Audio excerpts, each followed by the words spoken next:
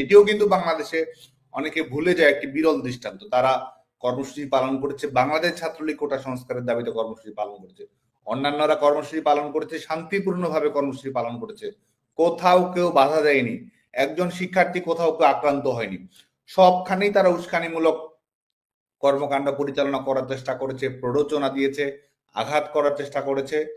অনেক জায়গায় আক্রান্ত হয়েও বাংলাদেশ ছাত্রলীগ কিন্তু চুপ থেকেছে, কারণ আমরা জানি যে তারা এটিকে কেন্দ্র করেই রাজনীতিকে ভিন্ন খাতে নিয়ে যাবে এবং পরবর্তীতে তাদের যে যে যে কর্মকাণ্ডগুলো তারা বাস্তবায়িত করেছে, শিক্ষার্থীদের লাশ ফেলে দেয়া এবং সেই লাশের দায় সরকারের উপর চাপিয়ে দিয়ে নিজস্ব স্বার্থ হাসিল করা, সেইটি ছিল তাদের লক্ষ্য। তো সে কারণে আমরা স্বাভাবিকভাবেই সচেতন ছিলাম।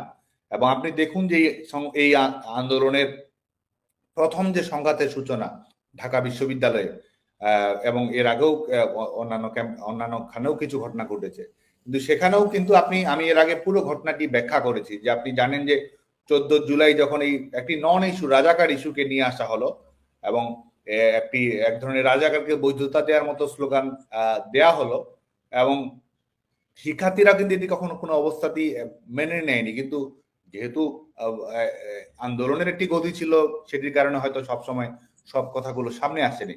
কিন্তু 15 তারিখেও যদি আপনি দেখেন, 15 জুলাই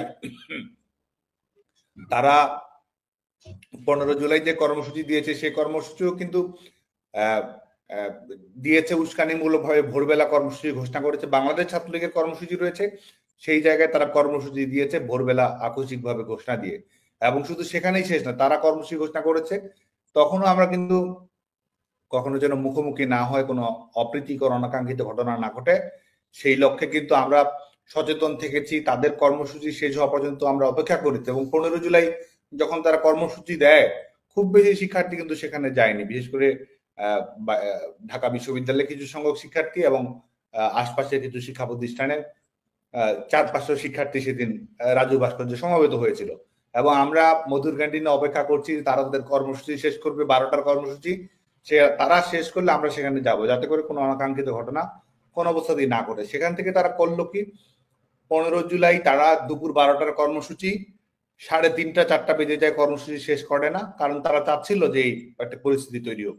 এবং তারপরে যখন সেটিও হচ্ছে না, যখন বাংলাদেশ ছাত্রলীগ তার আশপাশেও যাচ্ছে না, তখন তারা রাজু ভাস্কর্য থেকে ঢাকা বিশ্ববিদ্যালয়ের আবাসিক হলগুলোর অভিমুখে তারা যাত্রা শুরু করলো।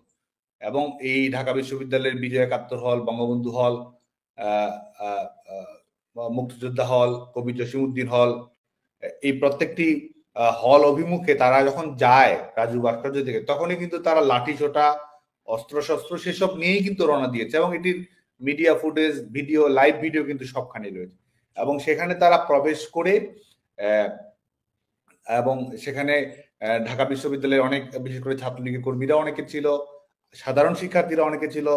ছাত্রলীগের কর্মীরা তাদেরকে দেখে বরং যেহেতু তারা একটা উদ্দেশ্য প্রণোদিত ভাবে যাচ্ছে, এটা ক্যাম্পাসে যারা রাজনীতি করে সবাই জানে, ক্যাম্পাসের প্রত্যেকটি শিক্ষার্থী, বিশেষ করে ঢাকা বিশ্ববিদ্যালয়ের শিক্ষার্থীরা তো অবশ্যই জানে যে এই সংঘাতের সূচনা কিভাবে হয়েছে। তো তখন তারা